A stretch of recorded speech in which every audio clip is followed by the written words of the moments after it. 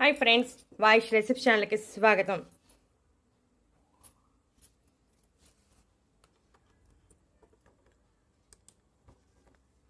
నెల రోజులు సైనస్, ముక్కు దెబ్బడ, తలనొప్పి, గొంతు నొప్పి, అలసట అన్నీ మాయం, జీవితంలో మళ్ళీ రావు.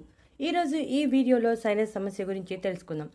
ఇప్పుడు చెప్పే రెమెడీని నెల రోజుల పాటు ఫాలో అయితే సైనస్ సమస్య తొలగిపోతుంది. తరచుగా జలుబు, ముక్కు మూసుకుపోవటం వంటివి జరుగుతూ ఉంటాయి. అప్పుడు సైనస్ సమస్యగా భావించాలి. సైనస్ ఉన్నవారి బాధ వర్ణనాతీతం. ఎన్ని మందులు వాడినా తాత్కాలికంగా ఫలితం ఉంటుందే కానీ శాశ్వత పరిష్కారం అనేది ఉండదు. సైనస్ అనేవి ముక్కులో ఉండే చిన్న కుహరములు. ముక్కు, గొంతుకకు మధ్యలో ఉంటాయి. ఇవి గాలితో నిండి ఉంటాయి. శ్లేష్మాన్ని ఉత్పత్తి చేస్తూ ఉంటాయి. ఈ శ్లేష్మం ముక్కు రంధ్రాల్లోంచి వచ్చే అలర్జీ కారకాలు, కాలుష్య కారకాలను అడ్డుకుంటుంది. కుహరములు కళ్ళ పై భాగంలో, ముక్కు పై భాగంలో, ముక్కు గోడ వెనక భాగంలో, చెంప ఎముకల లోపలి వైపున ఉంటాయి. నాసికా కుహరములు మధ్య నుంచే కణజాలం వాచిపోవడాన్ని సైనస్గా చెబుతారు. కణజాలం వాయటం వలన నాసికా కుహరములు బ్లాక్ అవుతాయి. దీంతో శ్లేష్మం గాలి బంధించినట్టు అవుతుంది. దాంతో నొప్పి, ఒత్తిడి వస్తుంది. కొన్ని సందర్భాల్లో బ్యాక్టీరియా ఇన్ఫెక్షన్ కూడా సైనస్కి కారణమవుతుంది. సైనస్ సమస్య చల్లని వాతావరణం ఉన్నప్పుడు చాలా ఎక్కువైపోతుంది. సైనస్ సమస్య ఉన్నప్పుడు తలనొప్పి, ముక్కు దిబ్బడ, ముక్కులో నొప్పి, గొంతు నొప్పి, ముక్కు క్యావిటీస్, ముఖంలో వాపు, జ్వరం, అలసట, దగ్గు, ముక్కు కారటం, వాసన గ్రహించలేకపోవడం వంటి సమస్యలు వస్తాయి. ఈ సమస్య రావటానికి వ్యాధి నిరోధకత తగ్గడం, తరచూ జలుబుతో బాధపడటం, కొన్ని అనారోగ్యకరమైన ఆహారాల వల్ల ఇలా జరుగుతుంది. దీనిని తగ్గించుకోవాలంటే ముందుగా పాలు కాస్త వేడి చేసి ఒక 3 బాదం పప్పులను ఈ విధంగా కోరి వేయాలి.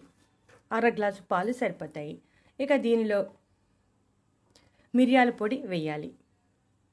ఒక 4 మిరియాలను తీసుకుని క్రష్ చేసి ఆ పౌడర్ని వేయాలి. చూసారుగా, ఈ విధంగా పౌడర్ వేసుకోవాలి. ఇక ఆ తర్వాత పటిక బెల్లం వేసుకోవాలి. పటిక బెల్లం లేకుండా కూడా తాగవచ్చు. డయాబెటీస్ ఉన్నవారు పటిక బెల్లం వేసుకోకూడదు. పటిక బెల్లం వేసుకుంటే టేస్ట్ వస్తుంది. ప్లస్ పటిక బెల్లంలో కొన్ని ప్రయోజనాలు కూడా ఉన్నాయి. ఇది కాస్త మరిగాక గ్లాసులో పోసుకుని తీసుకోవాలి. రాత్రి పడుకోవటానికి ముందు ఒక పావు గంట ముందు తీసుకోవాలి. ఈ విధంగా నెల రోజుల పాటు తీసుకుంటూ ఉంటే సైనస్ సమస్య తగ్గిపోతుంది. అంతేకాకుండా మలబద్ధకం సమస్య ఉన్న తొలగిపోతుంది. కంటి కాంతి కూడా పెరుగుతుంది. ఇది సైనస్ సమస్యను పరిష్కరించడానికి మంచి రెమెడీ. ఈ పౌడర్ను తయారు చేసుకుని నిల్వ చేసుకోవచ్చు. అదెలాంటే 100 గ్రాముల బాదం పప్పును తీసుకోవాలి. 20 గ్రాముల నల్ల మిరియాలను తీసుకుని పౌడర్గా చేసుకుని నిల్వ చేసుకోవచ్చు. ఒక నెల రోజుల పాటు ఈ క్వాంటిటీలో చేసుకుని నిల్వ చేసుకోవచ్చు.